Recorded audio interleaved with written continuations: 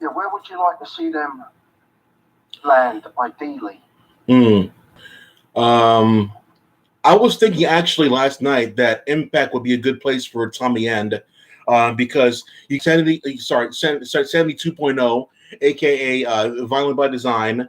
You have you have Dick over there, which is awesome. I like him working with Havoc as well, so you can get something with them. I can see him doing a program with Moose and Callahan over there as well. If he goes to AEW, it's strictly for money reasons.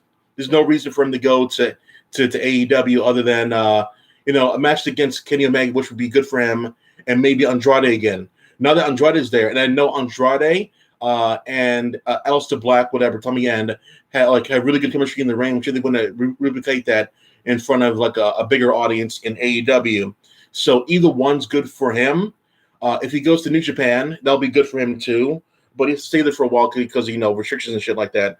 But I think that it'll likely be AEW because currently AEW is doing that Vince McMahon shit. You know what I'm talking about? Yes, I do. Yeah. What he did during the expansion. Yeah. Yeah, exactly. Like it's really disgusting the way Tony Khan is treating like the industry right now. He's doing exactly what TNA did back in the day. TNA's hiring, AEW's hiring. It's that simple. Oh yeah. And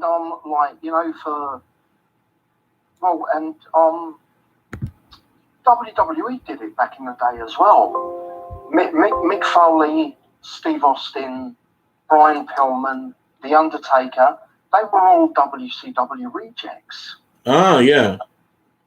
Chris Jericho as well, I guess, could say that way. Yeah. Yeah.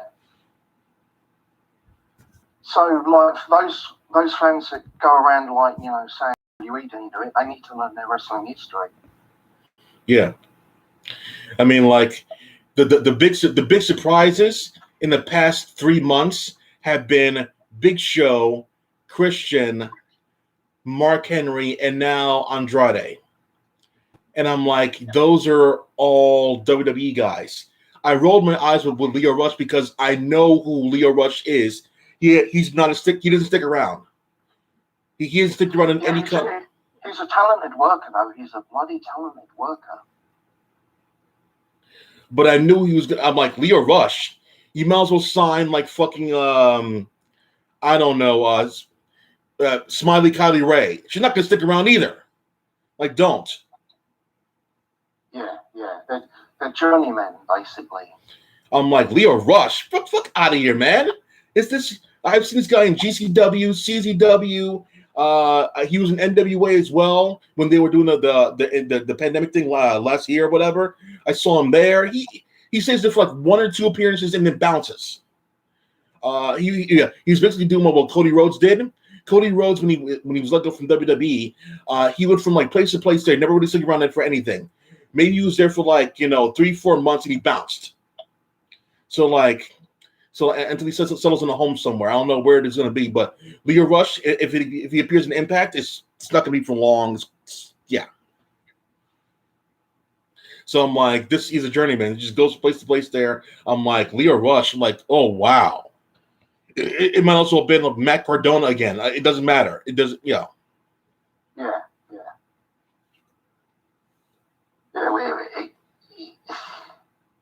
He didn't even do that well in the Casino Battle Royal. It was just. He wasn't. I think he was for a quick pop. That was it. He wasn't even on Dynamite this week. He wasn't even on Dynamite in any way. If you think he's going to be on BTE today when it uploads on YouTube, I doubt it too. He was there for a quick pop and then that's it. I was like, nah, this. I know who he is. I know what Leo Rush is doing, and he's not part of the team. And it was confirmed when after the show was over there, it said Mark Henry was all elites, but not Leo Rush. I'm like, yeah, of course. He's not going to stay around for shit. No, probably. I'll be surprised if he turns up again, actually. If he does, it will be just for a quick program against Matt Hardy, like 1 or 2 matches. Or to be on Dark. Ooh. Yeah. I must admit, I watched Dark and I watched Dark Elevation.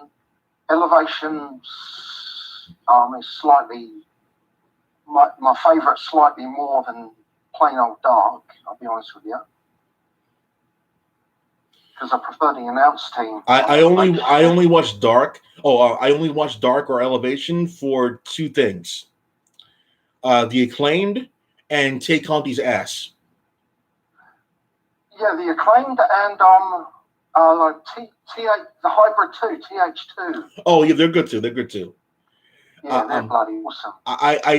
Whenever it comes on, I never like any of the videos. I never like them. I never hit the like button on any of the videos because they don't provide time codes. If your video is more than half hour long and you got no time codes, we got a problem. So you got like 20 matches on there, no time codes, no nothing. I got to look in the comments for a damn time code. Hell no.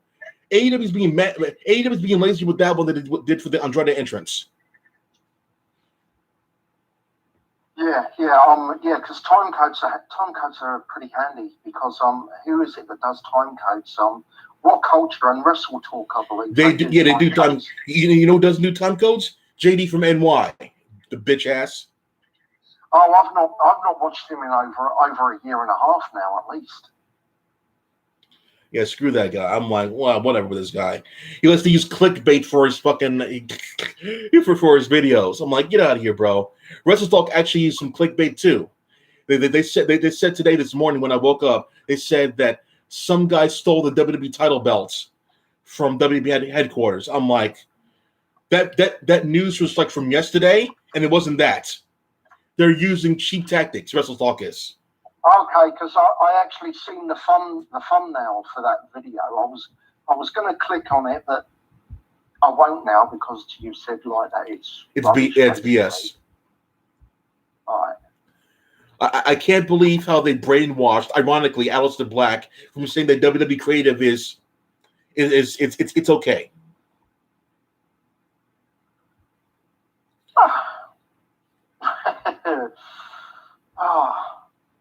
Well, I see our old mate, James Z, actually reckons that part of the problem why Black went was because Heyman went to bat for him.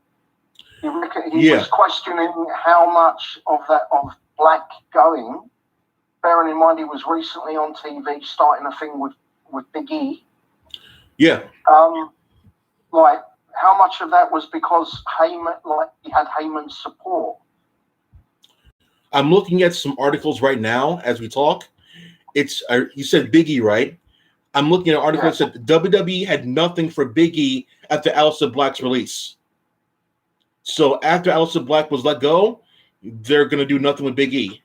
They could put Big E in a feud against Sami Zayn. They could have put him in a feud against Buddy Murphy. They could put Big E in a feud against, I don't know. Well, yeah, Big E's a face now. You can't go up against Dominic. But like, so they got nothing for Big E now. Send him to Raw for no reason. How about that? And put him with the New Day again. How about that? Screw that. Yeah. If you got nothing for him, like who's on SmackDown? Who's on SmackDown right now? Male that they're doing nothing with. Maybe him against Cesaro, maybe. Because Nakamura's in a program against Baron Corbin. So what is Big E really to do? Because they're not going to take the belt from Apollo Crews because they have that thing about heels and interference guys there. So they're not going to do that. So it's weird. It's weird for Big E right now. So I'm not sure. It looks kind of bad for Big E, honestly. Not like release bad, but I don't think they're going to do anything with him, honestly. So they had Aleister Black come down there and kick Big E in the face, and then the week after or whatever, Aleister Black is released. That's fucking weird. In case you don't know, Aleister Black and Big E had a promo segment already filmed, but they're not going to use it ever. You knew that part? No, I didn't know that part. Okay. Yeah, they had their promo package already ready for those two, but no one's going to see. It's not going to see the light of day. And did you know about Aleister Black? He had new interest music, a new theme. You knew about that? No, I didn't. So like they obviously plans changed at the 11th hour. Then yeah, exactly. On a dime, out of nowhere. Yeah.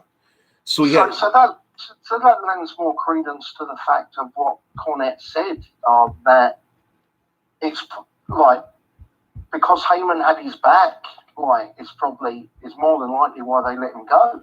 Ah. Well, it looks like that, doesn't it? Because, like, they had obvious plans for the guy in motion. Yeah, they didn't do anything with him. They had plans for him, but they didn't tell creative about that. They didn't tell creative. All they were told recently, all they were told was to stop making photos for him, and just take him out of any material going forward. That's all it was told, but no reasons why. And he got released. That's why. Yeah, so really, Heyman, like, having your back is the kiss of death, because look at Ricochet as well. He was another Heyman favorite. Apollo Crews was on Paul Heyman's side. He's doing fine now. Excuse you. Yeah. He had plans for Apollo Crews, and Apollo Crews was definitely the one who Paul Heyman was backing. So he's doing fine now, but he needed like a scapegoat guy, like Roman Reigns has a Jey Uso. He has Aziz. He has a scapegoat now to hide his limitations.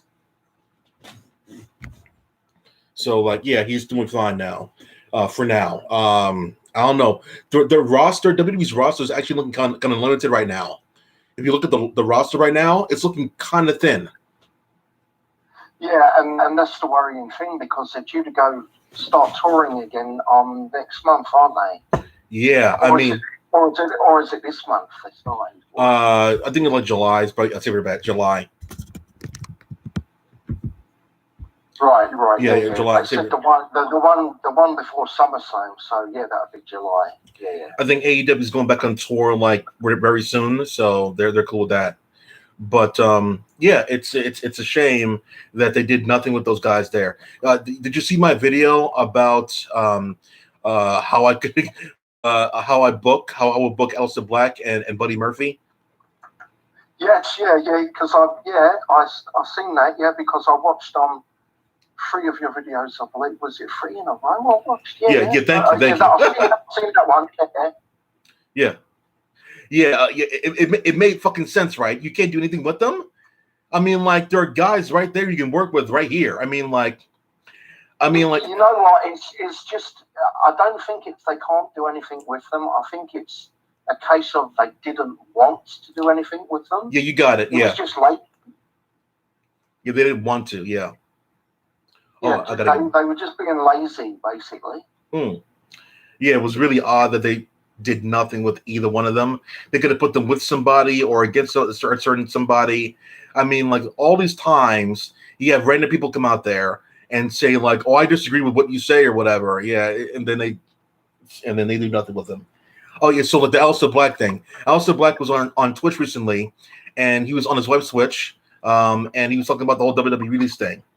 And the main talking points were he had music ready, new music ready to go, but it's never going to be used for anything. And how he says that he did ask to go to NXT, and like the reports say, however, in his mind, he believes that the WWE said to him that we're going to let you go back to NXT, but we want to do this first. I can't believe he fell for that, or he had to fall for that. If you're working for a company and you got a contract for X amount of years, and quote unquote, they say we're going to give you what you want, but do this favor for us first. That's company bullshit speak for we're going to let you do what you want to do after you do what we say, and if we allow it. So writing was on the wall right there that you're going to never let him go to where he wants to go. He was never going to go. So he actually believes that they were doing the nice thing and saying, do this for us first. I'm like, that's bullshit. The nice thing was sitting on your ass for 8 months. That's what they wanted you to do first. Do nothing for 8 months. Fuck out of here. The next day, after he said he has music that were never going to be used, he went on Twitch and he played the music that was going to be used for him, but that's never going to be used now. So he played the music. I heard it. It was like it was a variation of the theme that you know, but slightly tweaked. So you're not missing a bunch. When The Fiend came out and he had that new music The Fiend had, it had small elements of the old version with the Bray Wyatt theme, but more or less was brand new stuff and worked with the character. But this one was more or less the same of Alice in Black, but the timing was off on the beginning. The beginning part was really long. It doesn't seem like something's coming out like to this one, but I guess it visually could have worked out, but it seemed it's not going to rock your world if you hear the theme song. It's not going to do anything for you. Roman's theme song is pretty cool. I'm not going to lie. Roman's theme song is pretty cool. But it's just it's a shame with Black of all people. It's a shame with them. But if they could, I mean, AEW is something else, don't you think? They have too many people on the roster. What do you think? Yeah. It's an overcrowded talent pool, basically. There, very overcrowded. Get rid of the Nightmare Factory. That QT Marshall shit there. Fire them all. Fire them all. I'd keep Anthony a go because I see him as having a future. You see potential in them? Okay. Yeah. It's just a shame that they kind of went down the predictable route. The minute I heard that Cody was going to be the American Dream for one night, I said, that was it right. That was it right there. You got it. Yeah.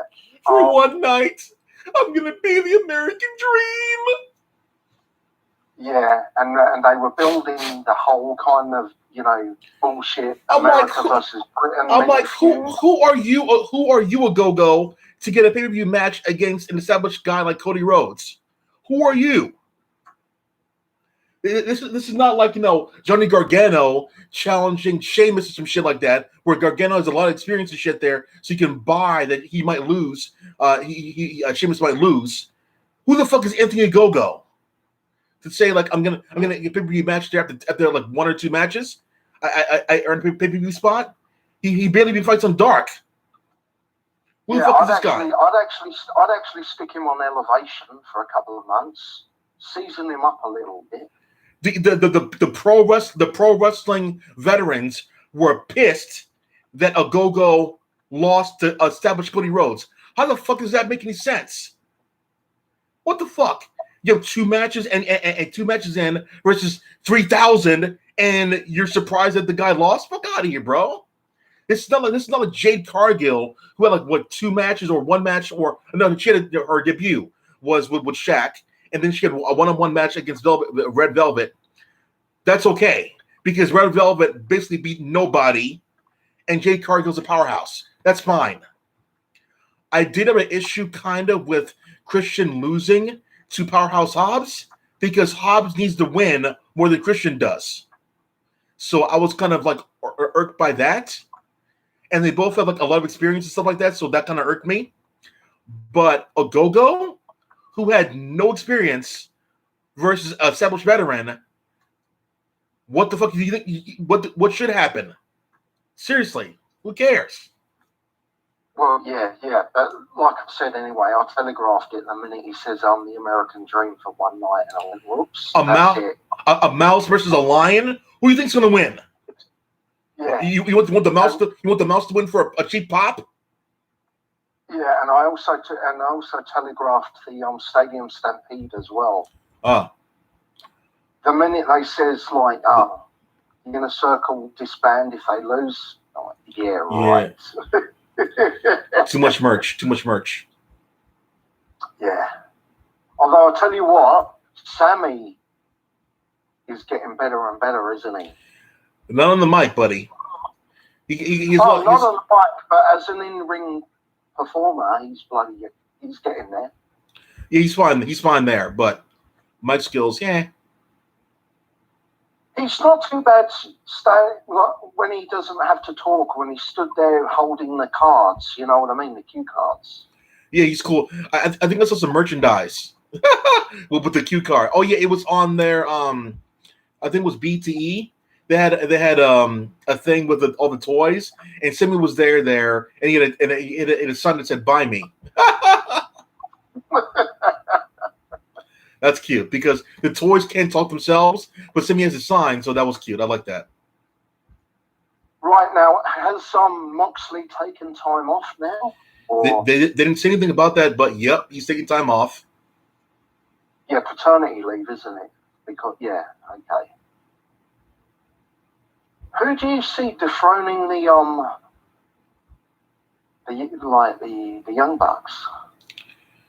It could be FTR. They're still pretty good. They're not that still yet. There's not going to be Kingston and Moxley. Who could it be? Yeah, it'll be a while. Maybe the team of Tommy and Buddy Murphy. How about that? Yeah. In about 80 plus days, yeah, that would be pretty cool. But On All Out, yeah. yeah, because that's in Chicago, isn't it? Again this year. Yeah. Good town for wrestling, yeah. Yeah, that was Chicago's normally a good town for heels, isn't it? Really? Yeah, it's good for both. Yeah. I've watched a couple of the A&E documentaries. The good shit, right? Yeah. The Warrior one though, I'm kind of left. See, I'm going to have to watch the Dark Side of the Ring, the Warrior one, because the A&E one left quite a bit out. Thanks to the A&E documentary, I now know Jake Roberts' real name. I never knew or cared to look it up, but yeah. His real name is like... Isn't he Grizzly Smith's son? Yeah, that was weird shit that they talked about. They said that like most of his family was in wrestling, but no one knew because they all had different names. So they kept it. So they kept it secret. Sam Houston was his brother, I think, wasn't it? Yeah, you're right. It's there. Yep. And Rockin' Robin was his sister. Rockin' Robin was his sister. Oh shit! Yeah, I remember Rockin' Robin back in the day. Okay.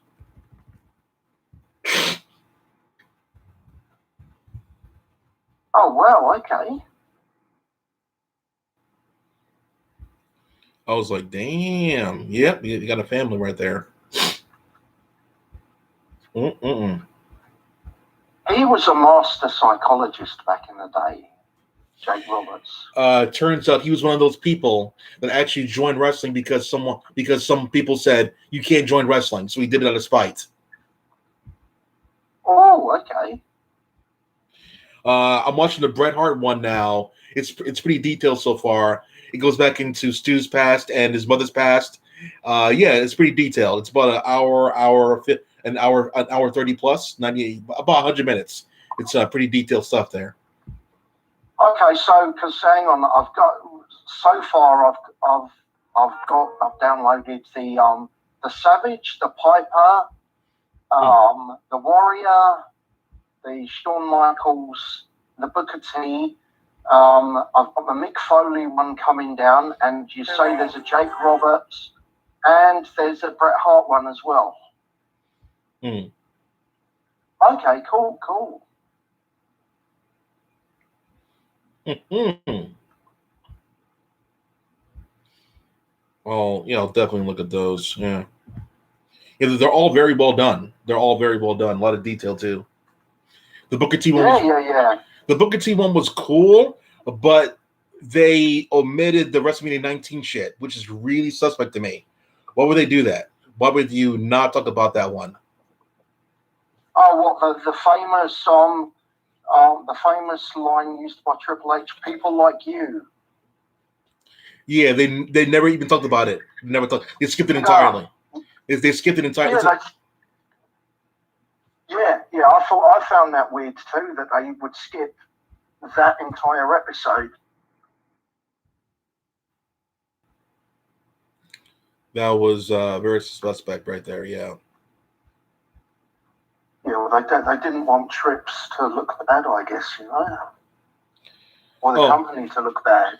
Remember last time I said that Booker T was mysteriously absent from the Booker T episode on Most Wanted Treasures? Like, yeah, Triple H is just not there. Stephanie was there talking to Booker T, but Triple H is not there. And then mysteriously the week after, Triple H was back. I believe they were looking for some Jake the Snake Roberts merchandise, and Triple H was there, but he wasn't there for Booker T. I wonder why. Very strange, isn't it? Very, very strange. Ah.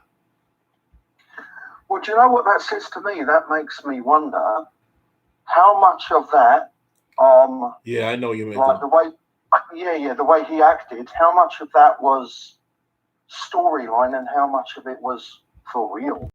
I would say that I'm sure Triple H had a hand in it. And I heard that D'Lo Brown, from D'Lo Brown, that Triple H is keeping him down. I'm not surprised by that one either. So, yeah. I'm sure Triple H at the time was in the creative room talking about the particular thing and was like, you know what? Say this, say this, say this. And in the finish of the match, Booker T's going to look like an idiot. It's going to take forever for him to get up, and he's going to lose to 1, 2, 3 pedigree. I'm like, oh, my God. Yeah. I've not actually seen the Booker T Most Wanted Treasures episode yet. But I'm gonna, now I'm kind of up to date with what I have of the A&E documentaries. I'm gonna get back on the Most Wanted Treasures ones. You know what I mean? Yeah, they're pretty cool. They're pretty cool. And apparently they had an episode of that about is it Sergeant Slaughter and the Iron Sheik? Yeah. What was they looking for in that one? We got a lot of merchandise, so I wouldn't be surprised. Okay. Yeah, because then the place where I get my wrestling content from, they listed Most Wanted Treasures just as episode 6 this week. So it's Jake the Snake this week, is it? Yeah, correct. Yeah. Okay. Cool. I think there's one more. I'm checking my site now. I think there's one more. Yeah, they just updated. They got NWA. Oh, here we go. Most Wanted Treasures, episode 8. Brutus Beefcake and Greg Valentine. The Dream Team. I definitely want to see this episode. Yeah. I was watching WWE back in the day for a Hulk Hogan, Brutus Beefcake's music. Greg Valentine had good music back then. JYD had cool music. Coco Beware had cool music. So they're part of my childhood per se. But I want to see how they're what they're looking for. And right now, while I talk to you, I'm going to see if Triple H shows up. I want to see if Triple H is there talking with him. Rejected. Okay, gotta use another one. Okay, here we go. I don't see Triple H is there for them, but he's Triple H is there for every episode except for the one with Booker T. Yeah, that sounds about right.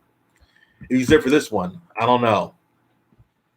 You see, I'll give you a laugh talking about theme musics.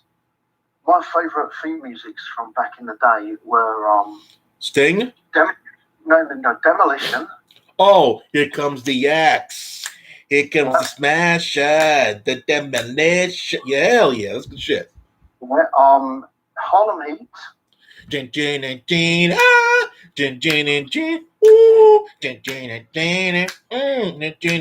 On the Booker T special, they talked about how hype his music was. I was like, yeah, you're damn right. And I don't know if you remember the Midnight Express theme. I do not. Oh my God. This footage of Brutus Beefcake and Greg Valentine now. Ooh, wow. How rough does Beefcake look? Oh my God. No comments. No comments. No comments. Because I remember I'll put it this way. He's eating good. I'll put it that way. All right. Oh, okay. Yeah, I get you. It looks like Triple H and Stephanie are not hitting the list there. They're just going right into it. And the host of the show there, the guy from Hit Road, he's doing treasure stuff there. So, oh my God, look at Beefcake's face. Oh my God. Oh, oh, oh, whoa. Yeah, I'll just because do you remember he had July? I think it was July 4th weekend, 1990. yeah. A paraglider actually crushed his face. Do you remember that? Who Beefcake? Yeah, Beefcake had Oh, major okay. reconstructive surgery on his face. Yikes. His face collapsed. Shit. Yeah, I hope he's okay. Yeah, he looks okay now. His eye is everything, but like, man, that's fucked up shit right there. Because if you remember when he like because he was actually meant to win the IC title from Perfect at SummerSlam 90, and lastminute.com they kind of got Kerry Von Erich in, didn't they? Wow. Jesus Christ. Yeah, that's And, one. that's why when he came back and he formed the Mega Maniacs tag team with Hogan, he looked totally bloody different. Yeah. You remember the Ultimate Warrior episode when they talked about how Ultimate Warrior was fired for making demands? He came back several years later and he had a brand new look. His build was gone, so they put a jacket on him to make him look thicker and bigger. Yeah, that was when Papa Shango, that was Hogan versus Sid Justice match where he came back at WrestleMania and Papa Shango came down to the ring. Mm. And then he ran down, and that's what, because he was a lot less toned and his physique had wasted away a little bit because he wasn't hitting the gym every day. People actually have come up with a bullshit that was a different Ultimate Warrior. No, that was Jim Hellwig. That was the same guy, just a bit smaller. Yeah, they don't recognize him for that. Yeah.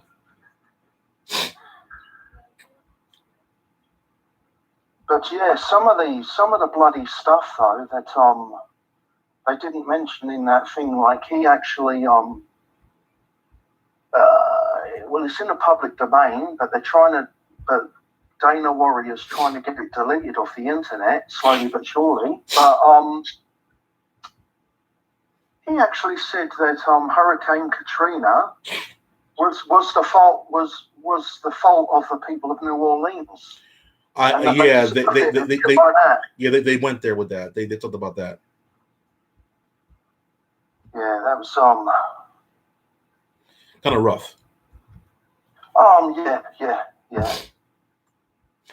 But it had to be said, and it had to be said in there because it wanted to be complete. Which is why them omitting the Booker T thing for WrestleMania 19 was really weird to me. That was really suspect. So they cut that part out. What else are they cutting out? Oh yeah. I mean, like, it's one thing for you to like talk about it, and then be like, okay, we're going to talk about it. We're not going to mention this part, but to completely ignore it when a lot of people know about that, and you're going to ignore it. That's really sus right there. It's like doing a Jerry the Lawler biography and just not talking about Cat Williams at all, not talking about puppies. Really? And not talking about the reason why Shawn Michaels had to replace him at SummerSlam 94 with the Knights of the Squared Circle because of let's just say a little court case he had going on down in the Memphis area. And you know what I'm talking about, yeah? No. Yeah, you do. Yeah, you do. Yeah, I remember it. Oh, come on. Yeah, it'd be like not mentioning that and not mentioning Kaufman as well in a Jerry Lawler biography. You know, it's a similar sort of thing, you know? Or the fact that his son, Brian Christopher, ended up how he ended up, you know?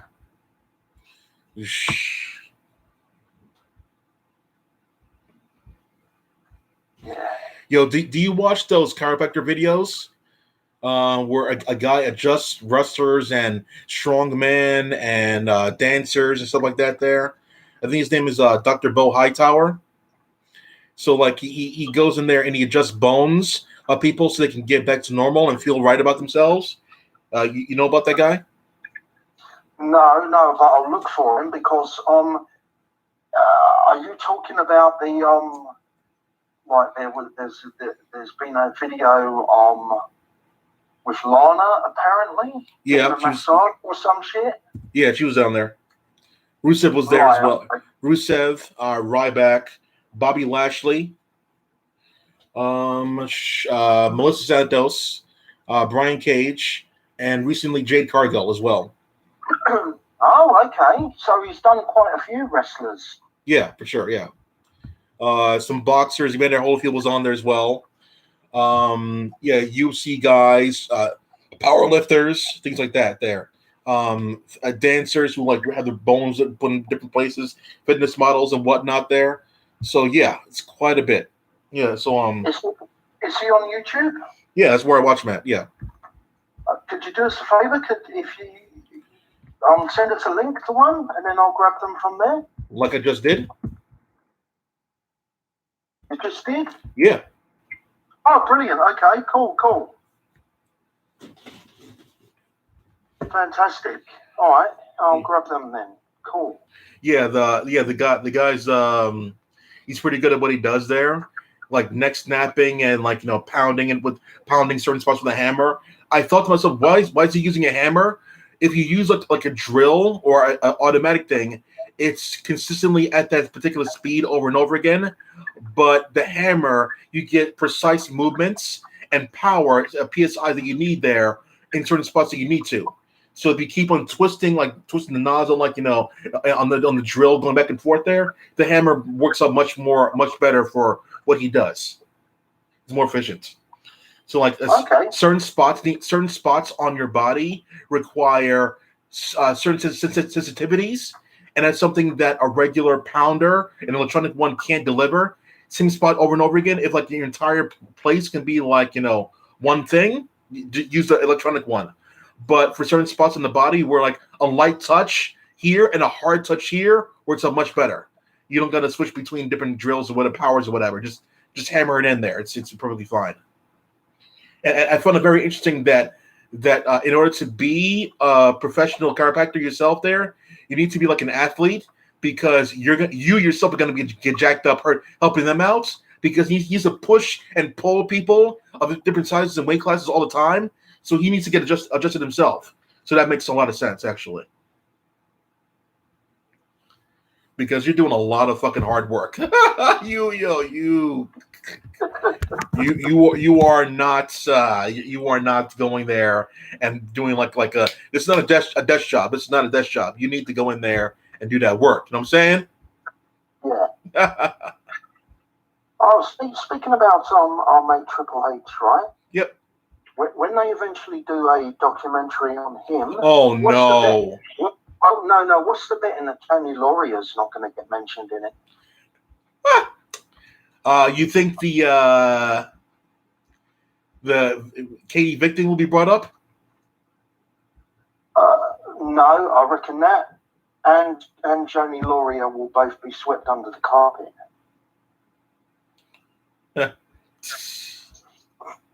Because, I don't know, was he engaged to China, or were they just dating? I think just dating. Yeah, I think just dating. Okay, yeah, but he still did the dirty on China. Yeah, behind her back. Yeah, behind her back. Yeah. So, obviously, the Trips won't be wanting that, on TV, will he? I would bet no. Yeah. No.